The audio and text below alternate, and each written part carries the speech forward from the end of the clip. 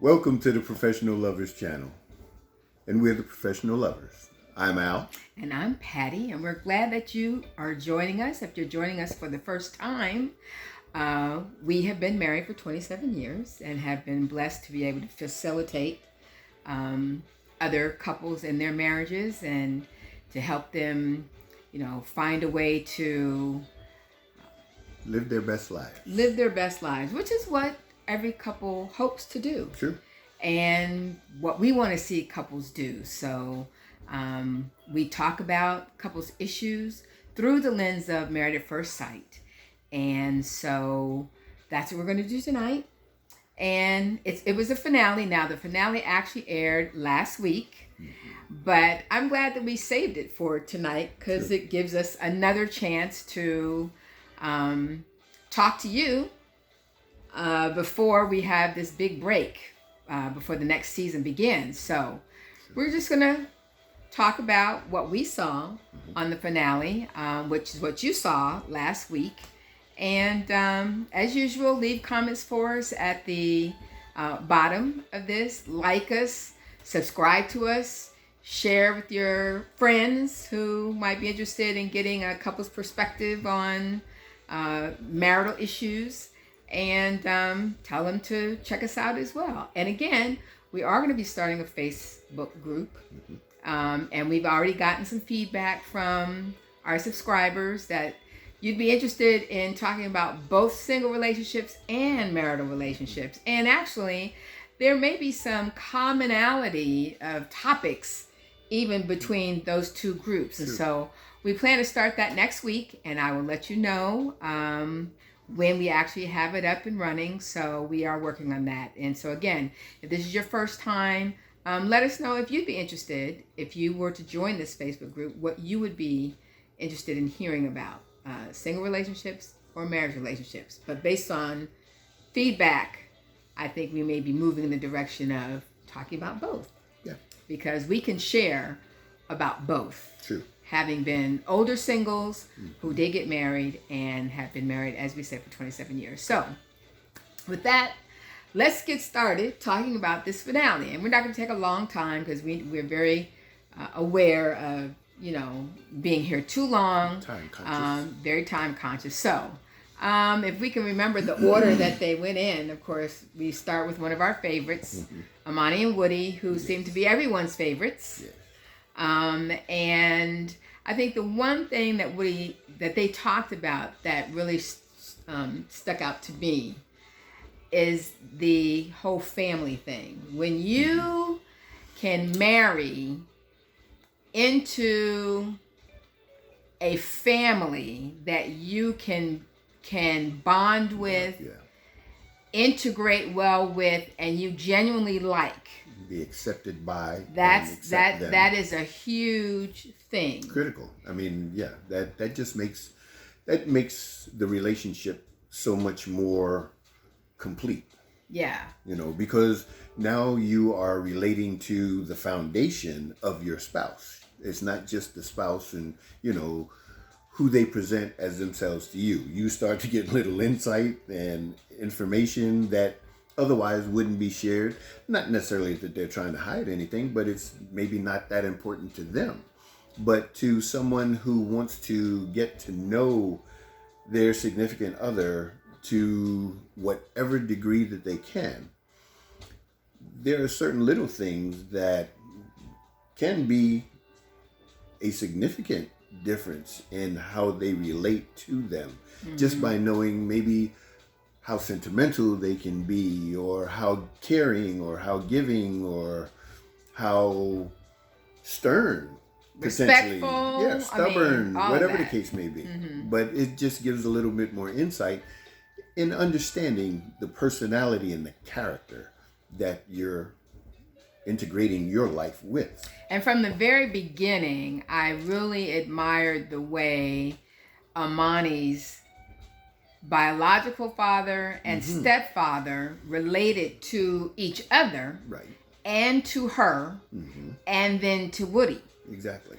And it's a lot when you have blended families as well. True. for the adults to act like adults and to co-parent in a way that is healthy. True. And although we don't know the behind the scenes, True. but what they displayed was really cool. And apparently Woody has found that extremely cool too, since he does not have a great relationship with his father. Yeah. And you hear all the little jokes about, the mother-in-laws and all of that, but it is a blessing when your spouse's family accepts you as family and treats you as such. Embraces you. Yeah, sometimes it's so bad in our families that he gets called by my maiden name by my mom or other people who would say Alton Thomas, like, what?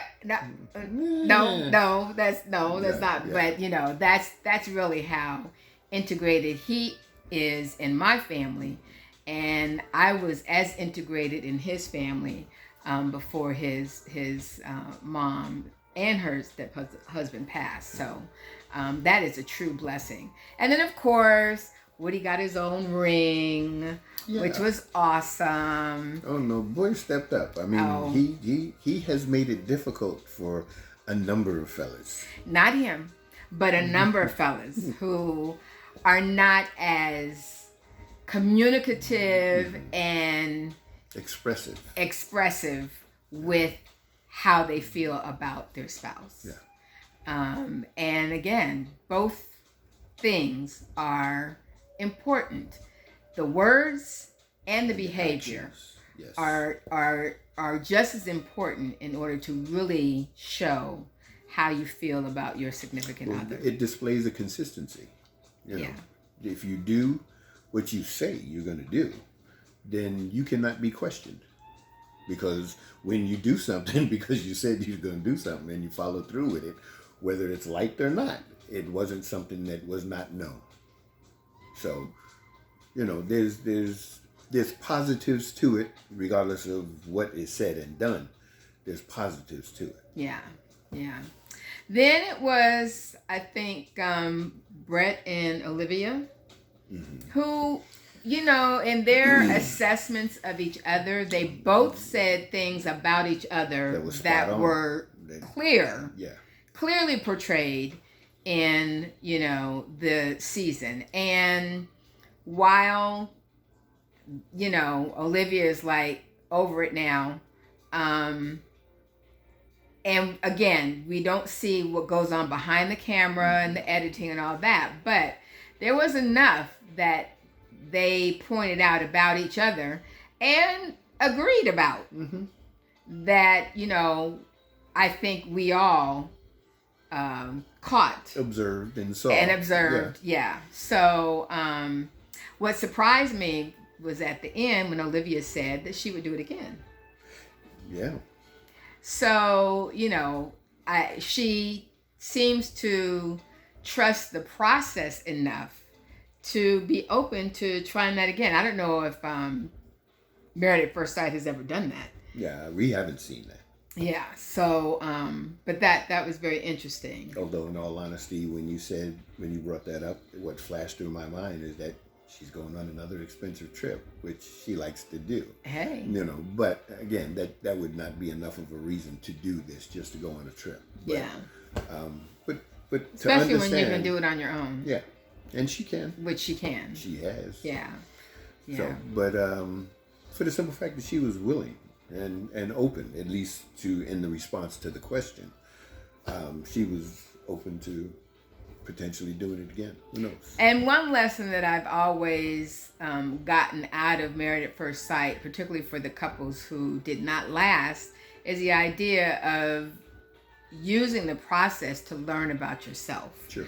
And what I think a lot of people do who are not married, often they don't take the time to really learn about themselves.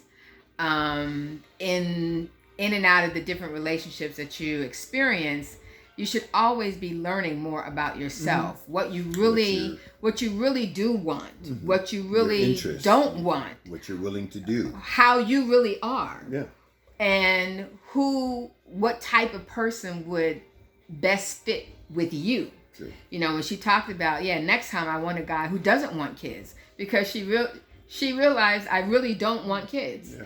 And so, Which is okay. Which is fine. I mean, if that's her preference and her prerogative, that's fine. And yes, she needs to be with a man who feels the same way. True. So, if you are not in a marital relationship, take the time to really discover who you are. And I was talking to a friend of mine who said, me at 25 is not me at 35. And it shouldn't be. And you need to really see how you're evolving and, your growth. How your priorities change and, what kind of person would fit you now rather than thinking about, how you were 10 years ago. Yeah. So I think that was great for her. Who was the next couple? Amelia and Bennett, I think. Yeah. Amelia and Bennett, who just as quirky as they can be, but was trending as number 3. Bennett trending as number 3 on Twitter. That's I mean, even though he's totally oblivious to it because he doesn't do social media, but that's amazing. I mean, that lets you know that whatever it is you're doing, however abstract or different it may be, it appeals to a lot of different people for a lot of different reasons, But it was a match. It was a combination of 2 individuals who were just as quirky. And that was amazing. They meld, they gel. It worked. Yeah, it works. It is working. And even though they're creative, fortunately, that's not how they make their money. Fortunately, because songwriting, they need to keep their day jobs. Yes, but it's fun for them. Yeah. And I love the fact that they don't care what anybody thinks about it. True. Or, anybody's opinion about it. It's what they want to do and they enjoy it, and that's all that matters. And that's something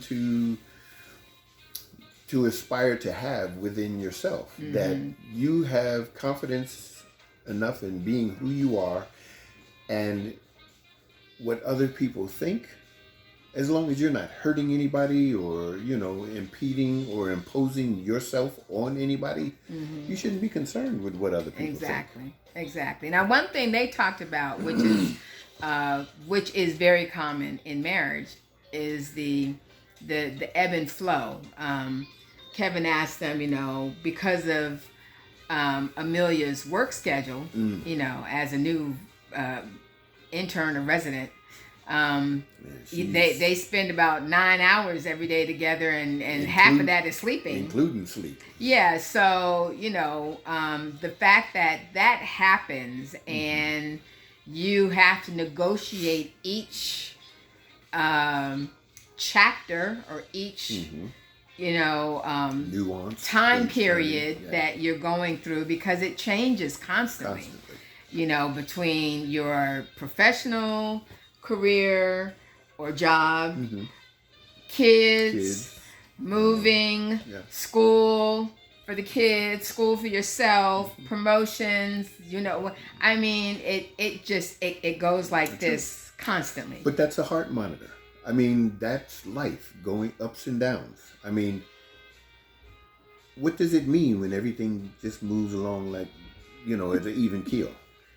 When that's a heart monitor, you're dead.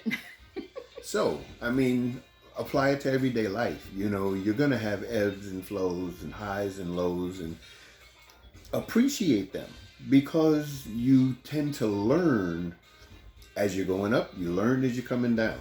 And that's what life should be. When you stop learning, you should probably not be living.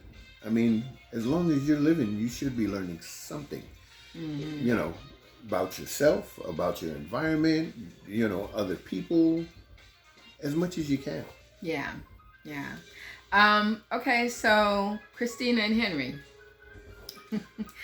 I have to say that, I'm glad that Christina owned up to some of the things that she did. It was highly uncomfortable hearing about it again. And everybody focusing on her. She managed to get through it, and I admire her for not getting up and walking out because it was just everybody was uncomfortable. And I can imagine she probably got beat up on a little bit in social media as well. Yeah, but and unlike Olivia, Henry was like, I don't think I'm gonna do this again. But I said from day one, I think there's some unpacking in Henry that people just underestimate. And he is not the mouse, the church mouse, or the quiet individual that everybody assumes that he is.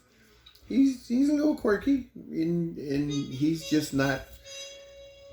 He's not obvious. Well, he reminds me of a true introvert, and I can talk about that because I am an introvert. So she says. But a true introvert, a 100% introvert, which I am not. Usually will get very comfortable when they know people. Yeah, when the people are familiar and you trust the person or people, and you're comfortable with their acceptance of you as you are, then you do kind of loosen up and become very different from when a person first meets you. Right.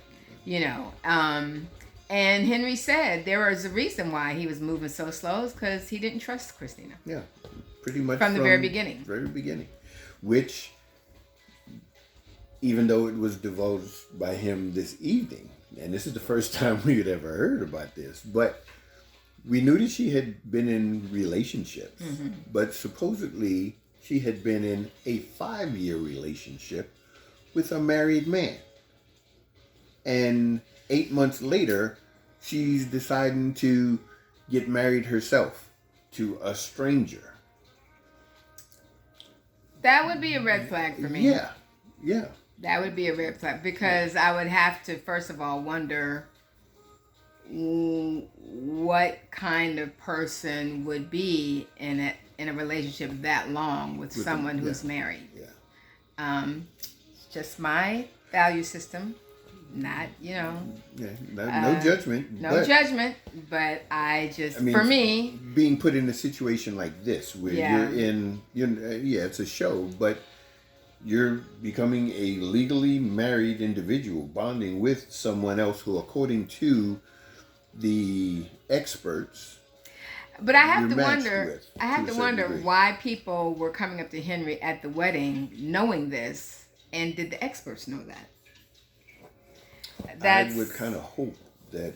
Well, again, but they didn't divulge anything. Well, from my understanding, New Orleans is a very small town, and so again, there's a show being done in a small town. So I can imagine there can be some ways in which information can be exchanged that's personal and shared amongst people who are within that circle. Yeah, that would be an interesting question to have answered. But anyway, she fessed up, she owned up, so to speak, and she didn't deny.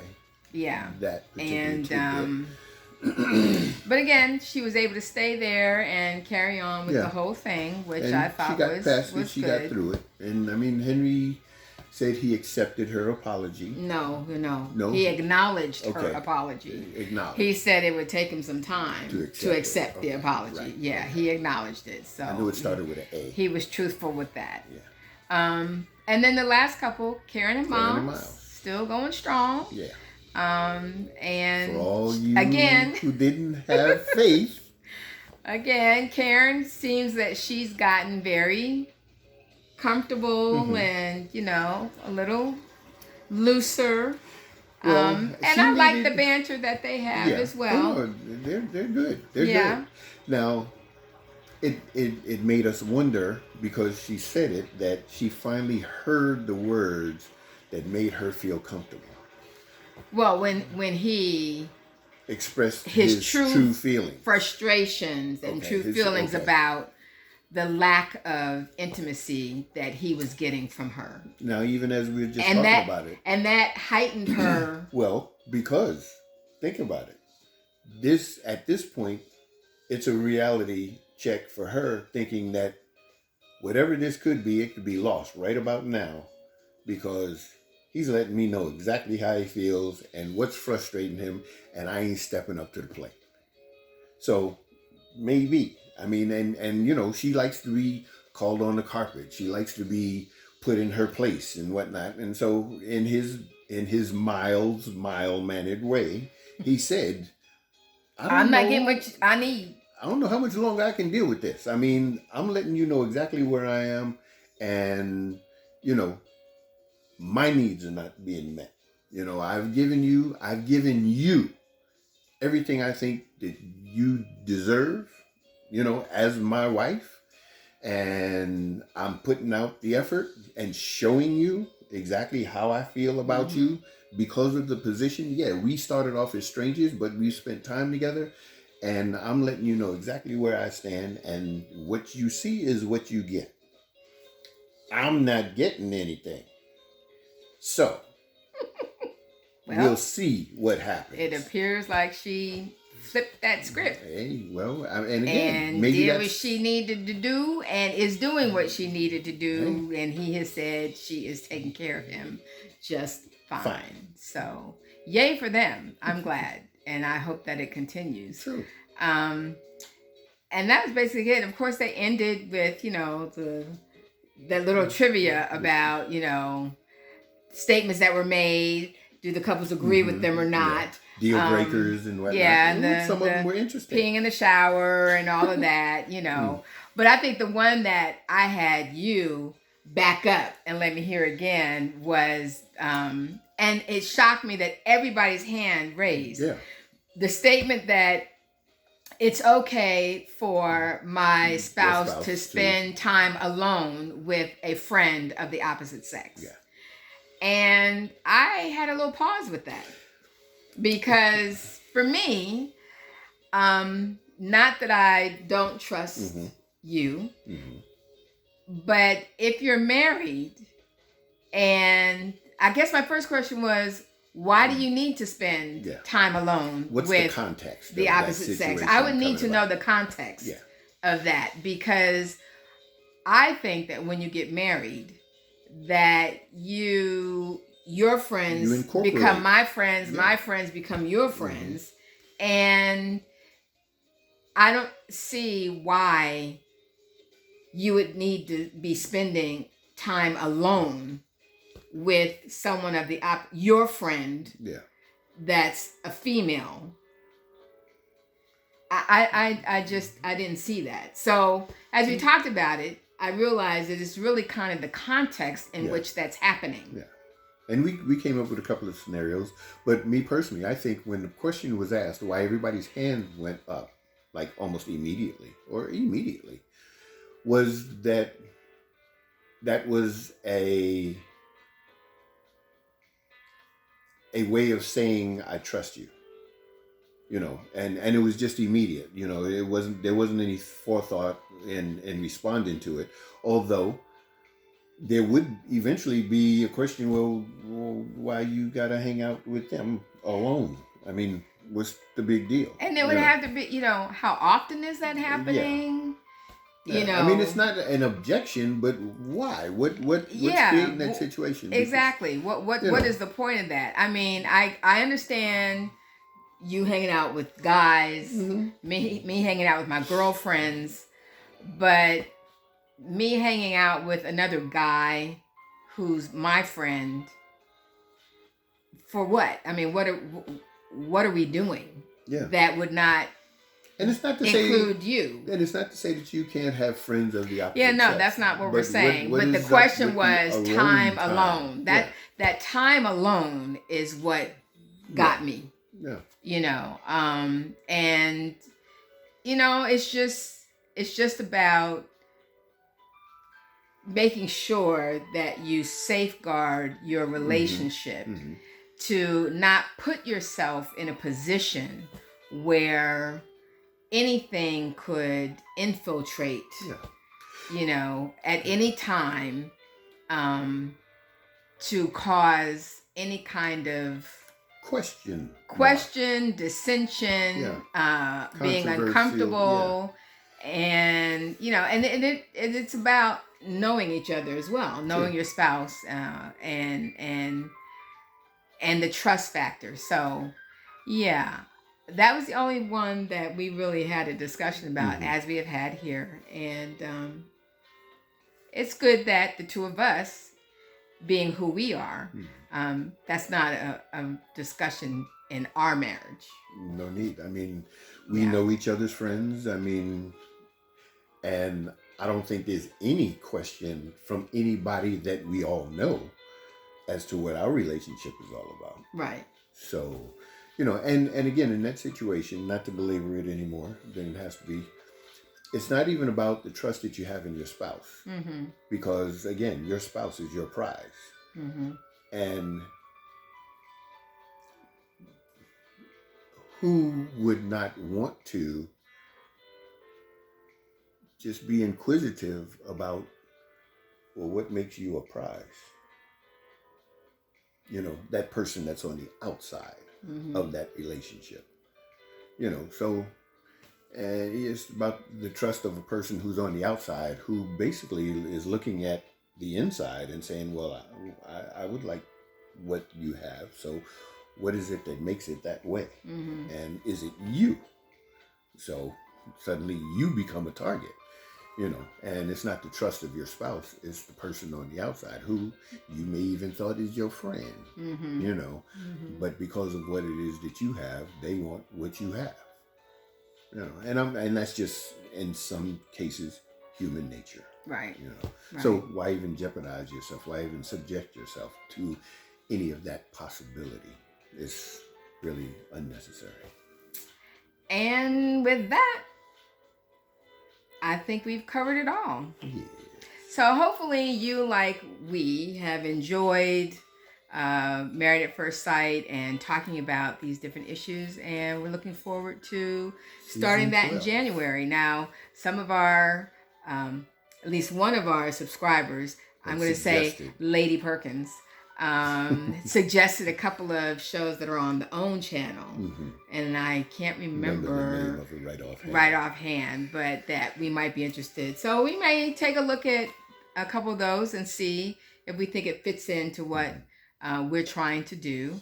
And again, we'll let you know. But again, we're starting a Facebook group next week, and if you have notifications, I will post something up on our YouTube channel just to let you know when it's time to get going with that. Next week, huh? Yeah, next week. Okay. So until then, take care of yourself, be safe, and enjoy. Peace.